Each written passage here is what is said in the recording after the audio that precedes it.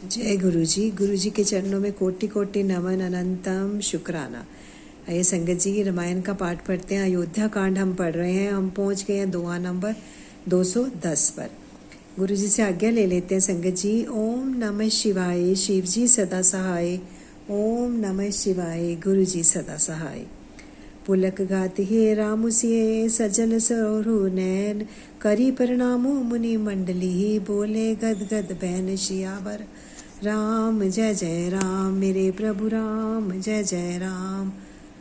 भरत जी का शरीर पुलकित है, हृदय में श्री सीता राम जी हैं और कमल के समान नेत्र प्रेमाश्रु जल से भरे हैं। वे मुनियों की मंडली को प्रणाम करके गद वचन बोले।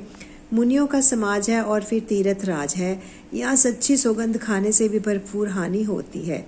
इस स्थान में यदि कुछ बनाकर कहा जाए तो इससे समान कोई बड़ा पाप और नीचता ना होगी। मैं सच्चे भाव से कहता हूँ, आप सर्वज्ञ हैं और श्री रघुनाथ जी हृदय के भीतर ही जानने वाले हैं। मैं कुछ भी असत्य कहूँगा और आपसे और उनसे छिपा नहीं रह सकता। मुझे माता कैकेयी की करने का कुछ भी सोच नहीं है और ना मेरे मन में इसी बात का दुख है कि जगत मुझे नीच समझेगा। ना यह डर है कि मेरा परलोक बिगड़ जाएगा और ना पिताजी के मरने का ही मुझे शोक है, क्योंकि उनका सुंदर पुण्य और सुयश विश्व भर में सुशोभित है। उन्होंने श्री राम लक्ष्मण जी सरीखे पुत्र पाए। फिर जिन्होंने श्री रामचंद्र जी के विरह में अपने शरभंगुर शरीर को त्याग दिया, ऐसे राजा के लिए सोच करने का कौन प्रसंग है। सोच इसी बात का है कि श्री राम जी, लक्ष्मण जी और सीता जी पैरों में बिना जूती के मुनियों का वेश बनाए वन वन फिरते हैं। अजिन बसन फल असन मही, शयन डासी कुसपात। बसी तरु तर नित सहत, हिम आतप वर्षा बात सियावर। राम जय जय राम। वे वक्कल वस्त्र पहनते हैं, फलों का भोजन करते हैं, पृथ्वी पर कुश और पत्ते बिछाकर सोते हैं और वृक्षों के नीचे निवास करके नित्य सर्दी, गर्मी, वर्षा और हवा सहते हैं। इसी दुख की जलन से निरंतर मेरी छाती जलती रहती है। मुझे ना दिन में भूख लगती है न रात को नींद आती है। मैं मन ही मन समस्त विश्व को खोज डाला, पर इस कुरोग की औषध कहीं नहीं है। माता का कुमत पूरा विचार पापों का मूल बढ़ाई है।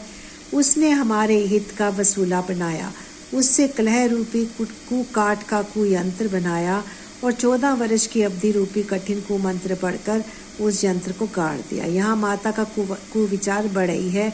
भरत को राज्य वसूला है। राजा का राम का वनवास कुयंत्र और 14 वर्ष की अवधि कुमंत्र है। ओम नमः शिवाय।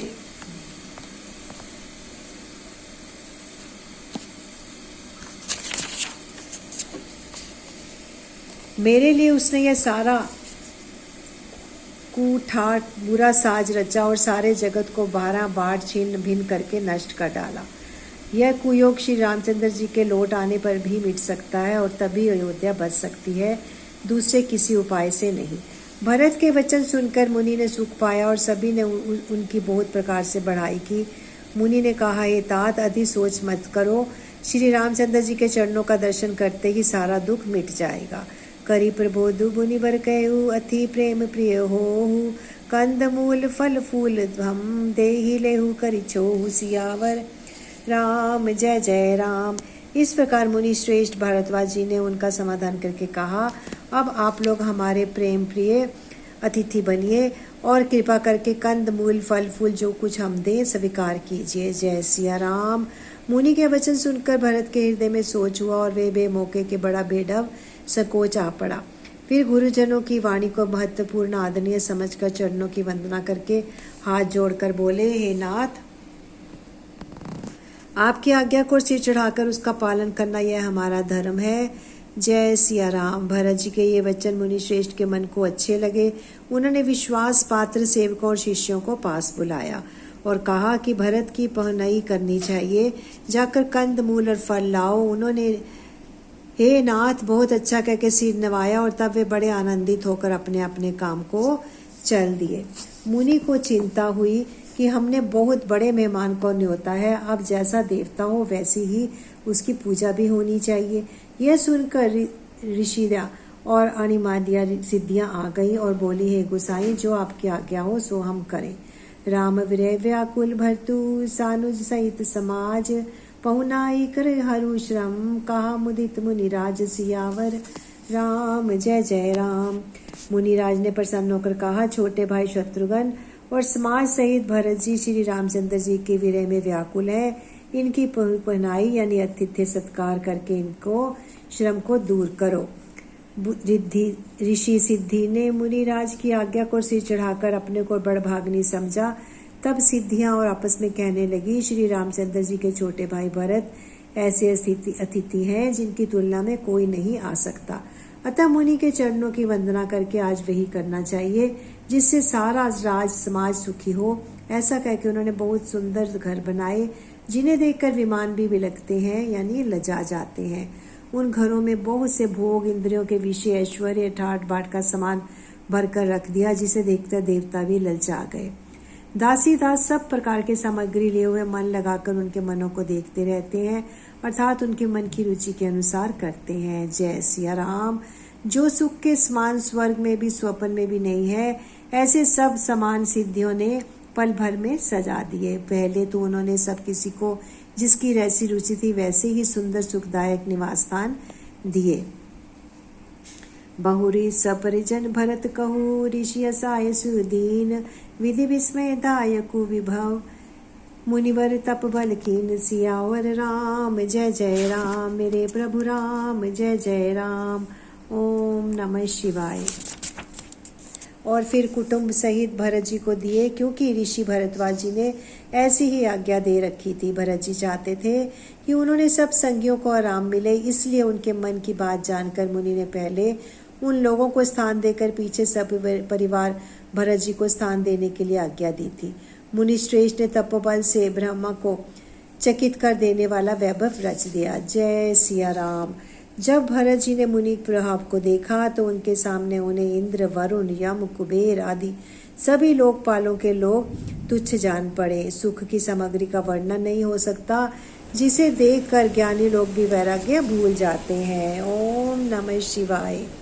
आसन से सुंदर वस्त्र, चंदोवे, वन, बगीचे, भांति भांति के पक्षी, पशु, सुगंधित फूल और अमृत के समान स्वादिष्ट फल, अनेक प्रकार के तालाब, कुएं, बावली आदि निर्मल जलाशय तथा अमृत के भी अमृत सरीखे पवित्र खान पान के पदार्थ थे, जिन्हें देखकर सब लोग संयमी पुरुष विरक्त मुनियों की भांति सुकुचा रहे थे। सभी के डेरों में मनोवांछित वस्तु देने वाला कामधेनु और कल्प वृक्ष है, जिसे देखकर इंद्र इंद्राणी को भी अभिलाषा होती है, उनका भी मन ललचा जाता है।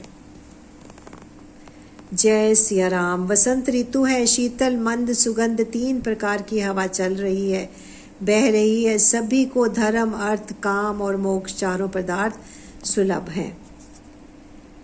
माला, चंदन, स्त्री आदि भोगों को देखकर सब लोग हर्ष और विषाद के वश में हो रहे हैं। हर्ष तो भोग सामग्रियों को मुनि के तप प्रभाव को देखकर होता है, और विषाद इस बात का होता है कि श्री राम के वियोग में नियम व्रत से रखने वाले हम लोग भोग विलास में क्यों आ फंसे। कहीं इनमें आसक्त होकर हमारा मन नियम व्रतों को ना त्याग दे। संपत्ति चकई भर तू चक, मुनि आयस खेलवार, तेहि तिसी आश्रम पिंजरा, राखे भाबिनुसार सियावर राम जय जय राम। मेरे प्रभु राम जय जय राम। सम्मति भोग विलास की सामग्री चकवी है और भरत जी चकवा है, और मुनि की आज्ञा खेल है, जिसने उस रात को आश्रम रूप के पिंजड़े में दोनों को बंद कर रखा है। जय सिया राम। ऐसे ही सवेरा हो गया जैसे किसी बहेलिये के द्वारा एक पिंजड़े में रखे जाने पर चकवी चकवे का रात को संयोग नहीं होता, वैसे ही भारद्वाज की आज्ञा से रात भर भोग सामग्रियों के साथ रहने पर भी भरत जी ने मन तक उसका स्पर्श तक नहीं किया। जय सिया राम। संगत जी, वाणी को यहीं पर विश्राम देते हैं। आज इतना ही हमें आज्ञा है शायद पढ़ने की, तो आइए गुरु जी को नमन करते हैं। और एक बात जरूर कहूँगी संगत जी, शिव पुराण का पाठ भी चल रहा है, वो भी पढ़िए, ये भी पढ़िए, दोनों को साथ साथ पढ़ें। थोड़ा सा ही टाइम लगेगा, ज़्यादा नहीं लगेगा, क्योंकि 10-15 मिनट के दोनों होते हैं। आधा घंटा तो हम दिन में निकाल ही सकते हैं अपने प्यारे गुरु जी के लिए। आइए आज्ञा लेते हैं। ओम नमः शिवाय। शिव जी सदा सहाय। ओम नमः शिवाय। गुरु जी सदा सहाय। तन तन गुरु जी, 100 बार शुक्राना गुरु जी। जय सिया राम।